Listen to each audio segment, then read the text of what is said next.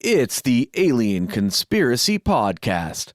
I am your host, Agent Anderson. Come along as we examine UFO sightings, conspiracies, and all things strange. Follow the show on Twitter at AlienConPod. We also have an email, alienconpod@protonmail.com. This week's episode is Chapter 5 of the report on unidentified flying objects by Edward J. Ruppelt. Chapter 5, The Dark Ages.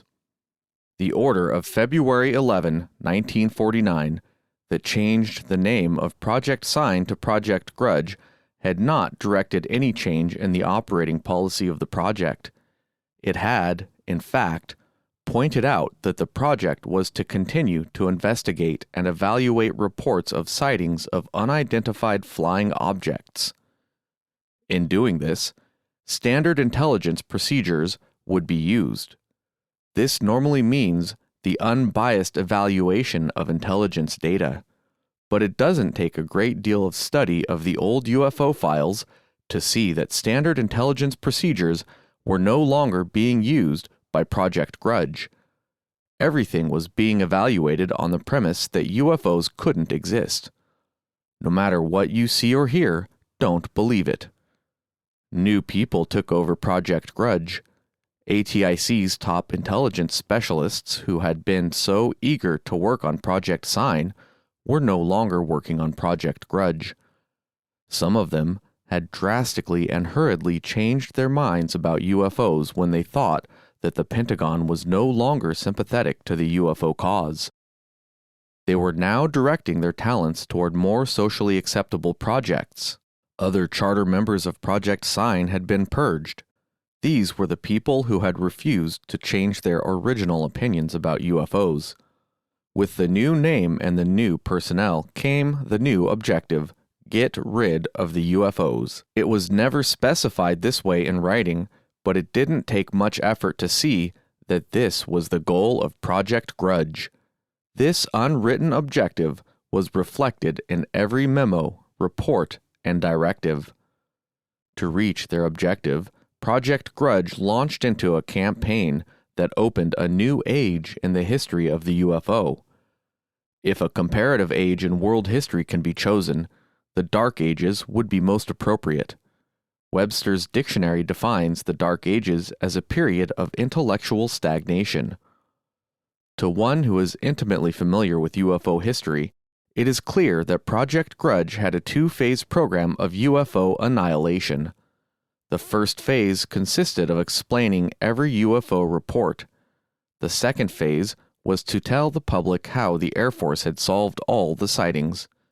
This, Project Grudge reasoned, would put an end to UFO reports. Phase 1 had been started by the people of Project Sign.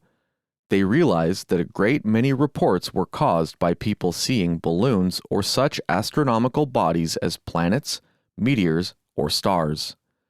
They also realized that before they could get to the heart of the UFO problems, they had to sift out this type of report. To do this, they had called on outside help. Air Weather Service had been asked to screen the reports and check those that sounded like balloons against their records of balloon flights. Dr. J. Allen Hynek, distinguished astrophysicist and head of Ohio State University's astronomy department, had been given a contract to sort out those reports that could be blamed on stars, planets, meteors, etc. By early March, the Air Weather Service and Dr. Hynek had some positive identifications. According to the old records, with these solutions and those that Sign and Grudge had already found, about 50% of the reported UFOs could now be positively identified as hoaxes, balloons, planets, sundogs, etc. It was now time to start Phase 2, the publicity campaign. For many months, reporters and writers had been trying to reach behind the security wall and get the UFO story from the horse's mouth, but no luck. Some of them were still trying, but they were having no success because they were making the mistake of letting it slip that they didn't believe that airline pilots, military pilots, scientists, and just all-around solid citizens were having hallucinations, perpetrating hoaxes, or being deceived by the misidentification of common objects. The people of Project Grudge weren't looking for this type of writer. They wanted a writer who would listen to them and write their story. As a public relations officer later told me, we had a devil of a time. All of the writers who were after saucer stories had made their own investigations of sightings, and we couldn't convince them they were wrong. Before long, however, the right man came along. He was Sidney Shallot, a writer for the Saturday Evening Post. He seemed to have the prerequisites that were desired, so his visit to ATIC was cleared through the Pentagon. Harry Haberer, a crack Air Force public relations man, was assigned the job of seeing that Shallot got his story. I have heard many times, from both military personnel and civilians, that the Air Force told Shallot exactly what to say in his article. Play down the UFOs. Don't write anything that even hints that there might be something foreign in our skies. I don't believe that this is the case. I think that he just wrote the UFO story as it was told to him by Project Grudge. Shallot's article, which appeared in 2 parts in the April 30 and May 7, 1949 issues of the Saturday Evening Post, is important in the history of the UFO and in understanding the UFO problem because it had considerable effect on public opinion. Many people had, with varying degrees of interest, been wondering about the UFOs for over a year and a half. Very few had any definite opinions one way or the other. The feeling seemed to be that the Air Force is working on the problem, and when they get an answer, we'll know. There had been a few brief, ambiguous press releases from the Air Force, but these meant nothing. Consequently, when Shallot's article appeared in the Post, it was widely read. It contained facts, and the facts had come from Air Force intelligence. This was the Air Force officially reporting on UFOs for the first time. The article was typical of the many flying saucer stories that were to follow in the later years of UFO history, all written from material obtained from the Air Force. Shallot's article casually admitted that a few UFO sightings couldn't be explained, but the reader didn't have much chance to think about this fact because 99% of the story was devoted to the anti-saucer side of the problem. It was the typical negative approach.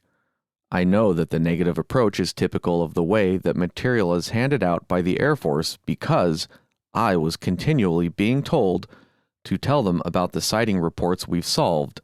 Don't mention the unknowns. I was never ordered to tell this, but it was a strong suggestion, and in the military, when higher headquarters suggests, you do. Shallot's article started out by psychologically conditioning the reader by using such phrases as the Great Flying Saucer Scare, rich, full-blown screwiness, fearsome freaks, and so forth. By the time the reader gets to the meat of the article, he feels like a rich, full-blown jerk for ever even thinking about UFOs. He pointed out how the furor about UFO reports got so great that the Air Force was forced to investigate the reports reluctantly. He didn't mention that 2 months after the first UFO report, ATIC had asked for Project Sign since they believed that UFOs did exist. Nor did it mention the once top-secret estimate of the situation that also concluded that UFOs were real. In no way did the article reflect the excitement and anxiety of the age of Project Sign when secret conferences proceeded and followed every trip to investigate a UFO report. This was the Air Force being forced into reluctantly investigating the UFO reports. Laced through the story were the details of several UFO sightings, some new and some old. The original UFO report by Kenneth Arnold couldn't be explained. Arnold, however, had sold his story to Fate magazine, and in the same issue of Fate were stories with such titles as Behind the Etheric Veil and Invisible Beings Walk the Earth.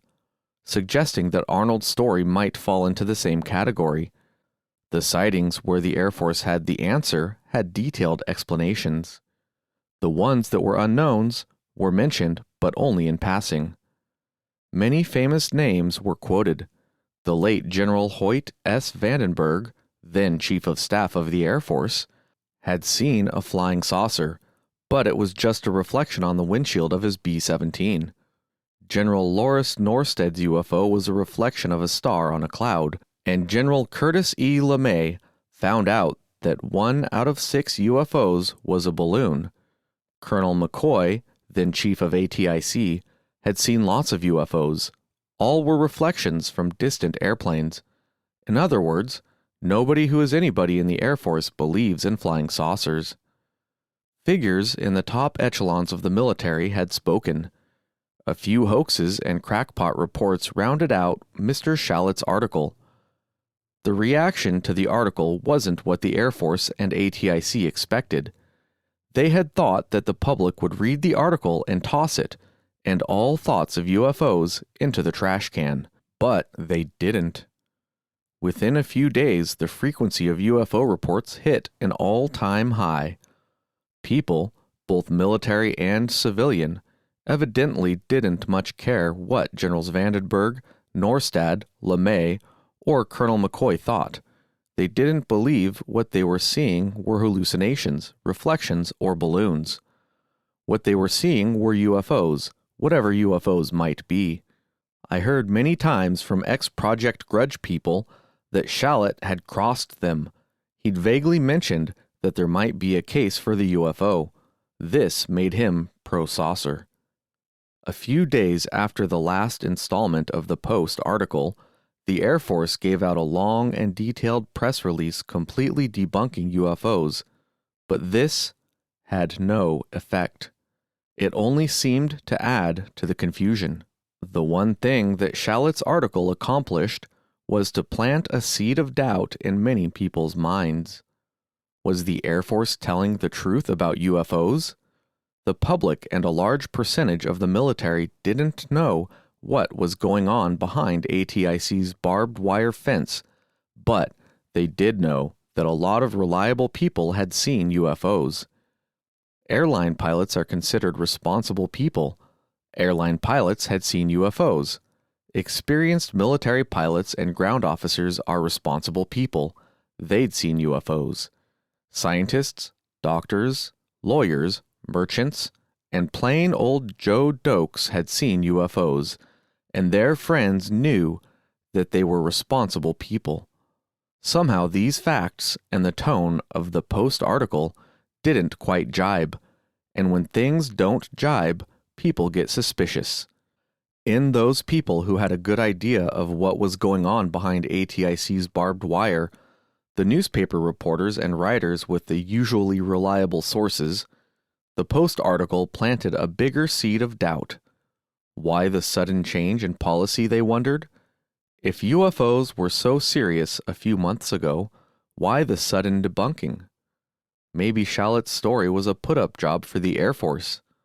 Maybe the security had been tightened. Their sources of information were reporting that many people in the military did not quite buy the Shallett article. The seed of doubt began to grow, and some of these writers began to start independent investigations to get the true story. Research takes time, so during the summer and fall of 1949, there wasn't much apparent UFO activity. As the writers began to poke around for their own facts, Project Grudge lapsed more and more into a period of almost complete inactivity. Good UFO reports continued to come in at the rate of about 10 per month, but they weren't being verified or investigated. Most of them were being discarded. There are few, if any, UFO reports for the middle and latter part of 1949 in the ATIC files. Only the logbook showing incoming reports gives any idea of the activity of this period. The meager effort that was being made was going into a report that evaluated old UFO reports, those received prior to the spring of 1949. Project Grudge thought that they were writing a final report on the UFOs. From the small bits of correspondence and memos that were in the ATIC files, it was apparent that Project Grudge thought that the UFO was on its way out. Any writers inquiring about UFO activity were referred to the debunking press release given out just after the Post article had been published. There was no more to say. Project Grudge thought they were winning the UFO battle. The writers thought that they were covering up a terrific news story. The story that the Air Force knew what flying saucers were and weren't telling. By late fall 1949, the material for several UFO stories had been collected by writers who had been traveling all over the United States talking to people who had seen UFOs. By early winter, the material had been worked up into UFO stories. In December, the presses began to roll. True magazine scooped the world with their story that UFOs were from outer space.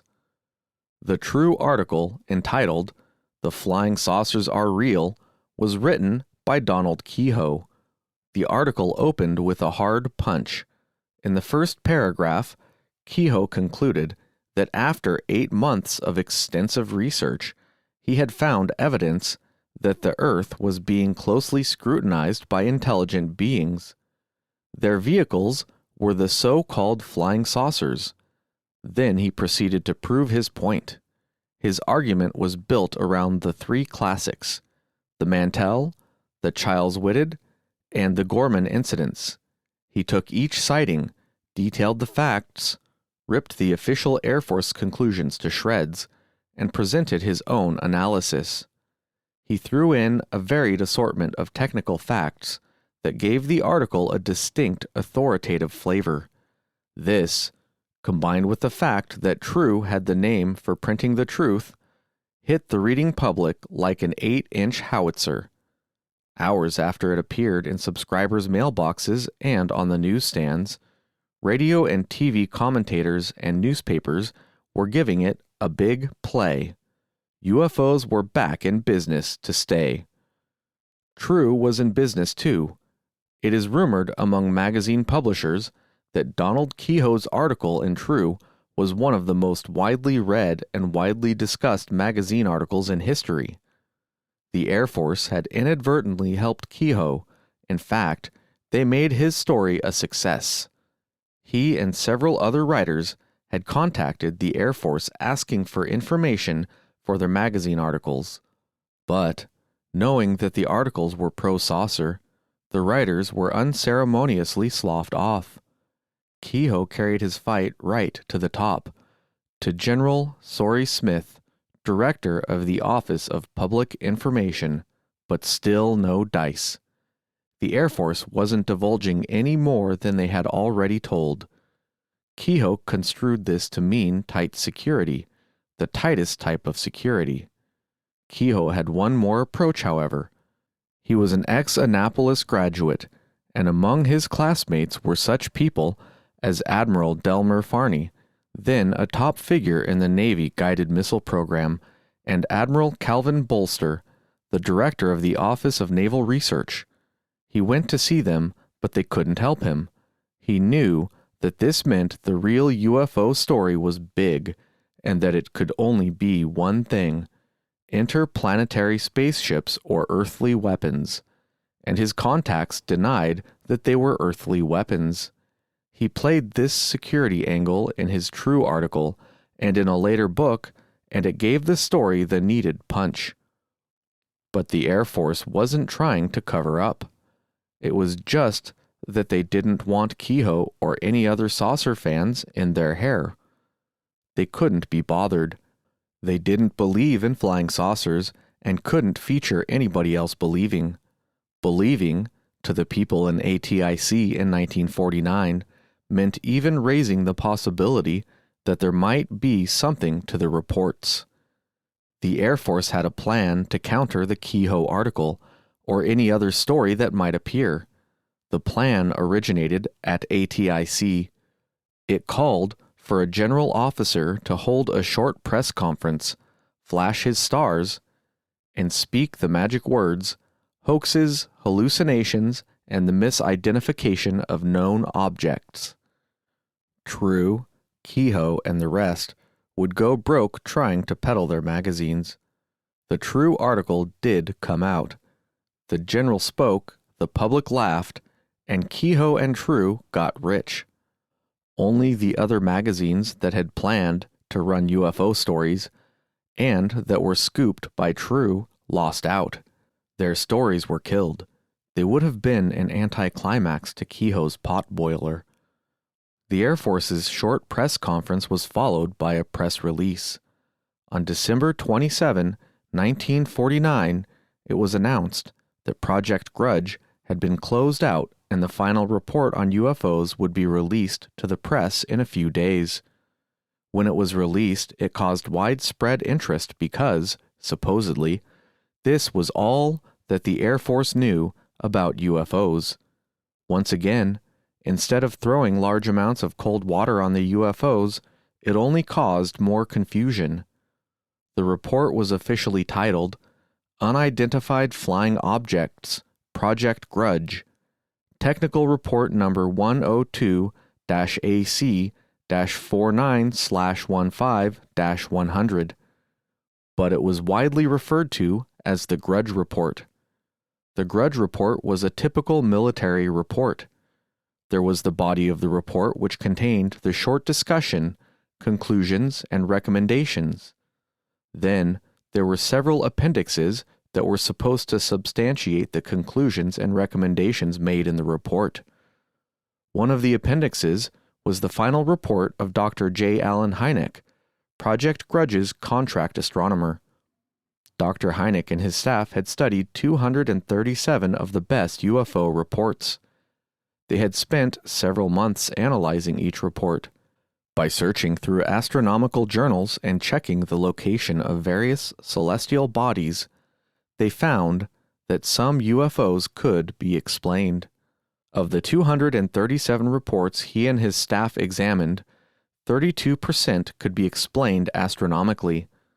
The Air Force Air Weather Service and the Air Force Cambridge Research Laboratory had sifted the reports for UFOs that might have been balloons. These two organizations had data on the flights of both the regular weather balloons and the huge, high-flying skyhooks. They wrote off 12% of the 237 UFO reports under study as balloons. This left 56% still unknown. By weeding out the hoaxes, the reports that were too nebulous to evaluate, and reports that could well be misidentified airplanes, Project Grudge disposed of another 33% of the reports. This left 23% that fell in the unknown category. There were more appendixes.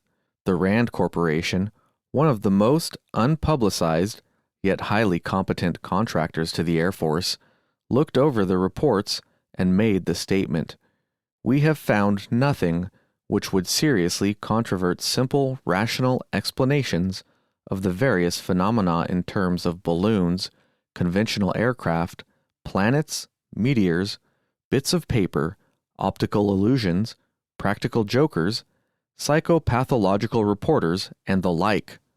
But Rand's comment didn't help a great deal because they didn't come up with any solutions to any of the 23% unknown.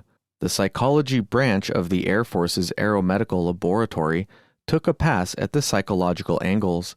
They said, "There are sufficient psychological explanations for the reports of unidentified objects to provide plausible explanations for reports not otherwise explainable." They pointed out that some people have spots in front of their eyes due to minute solid particles that float about in the fluids of the eye and cast shadows on the retina. Then they pointed out that some people are just plain nuts. Many people who read the Grudge Report took these 2 points to mean that all UFO observers either had spots in front of their eyes or were nuts. They broke the reports down statistically. The people who wrote the report found that over 70% of the people making sightings reported a light-colored object. This I doubt, but that's what the report said. They said a big point of these reports of light-colored objects was that any high-flying object will appear to be dark against the sky. For this reason, the UFOs couldn't be real. I suggest that the next time you are outdoors and see a bomber go over at high altitude, you look at it closely.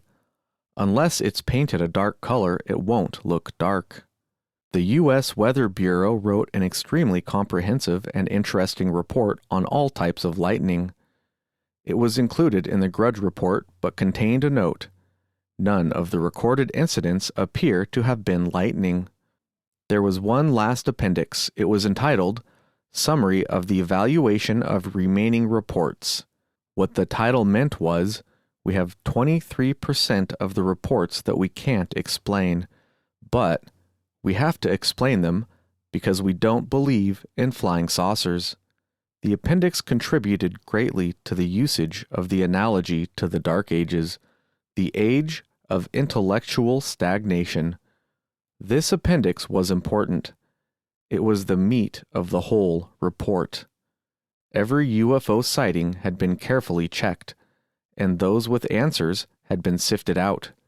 Then, the ones listed in summary of the evaluation of remaining reports should be the best UFO reports, the ones with no answers. This was the appendix that the newsmen grabbed at when the Grudge Report was released. It contained the big story, but if you'll check back through old newspaper files, you will hardly find a mention of the Grudge Report.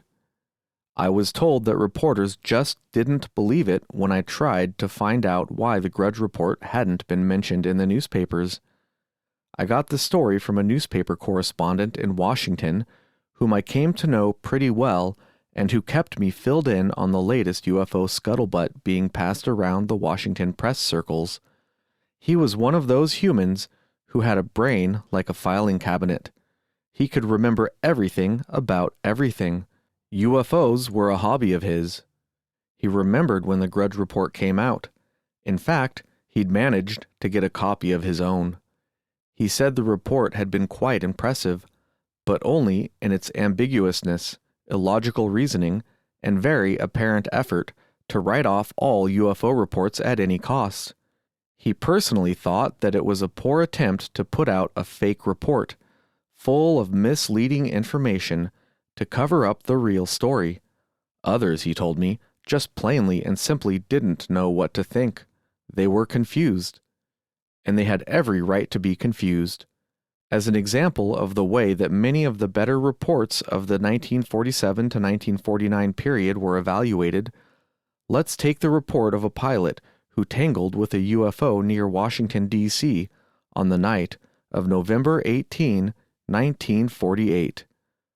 At about 9:45 EST, I noticed a light moving generally north to south over Andrews Air Force Base.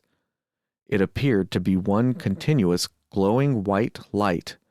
I thought it was an aircraft with only one landing light, so I moved in closer to check, as I wanted to get into the landing pattern. I was well above landing traffic altitude at this time. As I neared the light, I noticed that it was not another airplane. Just then, it began to take violent evasive action, so I tried to close on it. I made first contact at 2,700 feet over the field. I switched my navigation lights on and off, but got no answer, so I went in closer. But the light quickly flew up and over my airplane. I then tried to close again, but the light turned.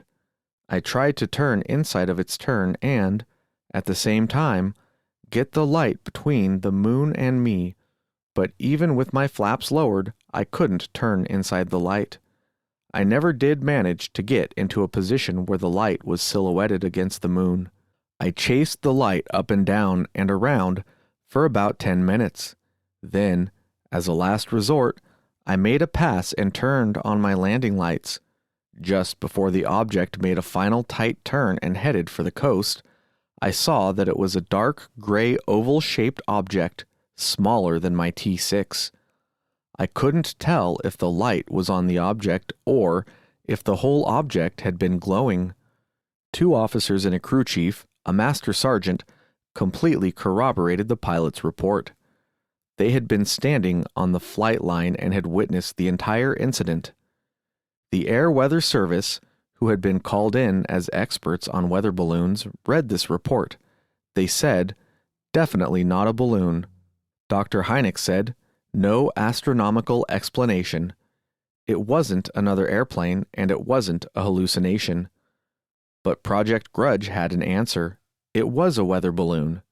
There was no explanation as to why they had so glibly reversed the decision of the Air Weather Service. There was an answer for every report. From the 600 pages of appendixes, discussions of the appendixes, and careful studies of UFO reports, it was concluded that evaluation of reports of unidentified flying objects constitute no direct threat to the national security of the United States. Reports of unidentified flying objects are the result of a mild form of mass hysteria or war nerves, individuals who fabricate such reports to perpetuate a hoax or seek publicity, psychopathological persons, misidentification of various conventional objects. It was recommended that Project Grudge be reduced in scope, and that only those reports clearly indicating realistic technical applications be sent to Grudge. There was a note below these recommendations. It said, "It is readily apparent that further study along present lines would only confirm the findings presented herein." Somebody read the note and concurred, because with the completion and approval of the Grudge report, Project Grudge folded. People could rant and rave, see flying saucers, pink elephants, sea serpents, or Harvey, but it was no concern of ATICs. That's the end of Chapter 5. Stay tuned next time for Chapter 6, The Presses Roll, the Air Force Shrugs. Thanks for listening. You can follow the show on Twitter at AlienConPod, and you can email us at alienconpod@protonmail.com.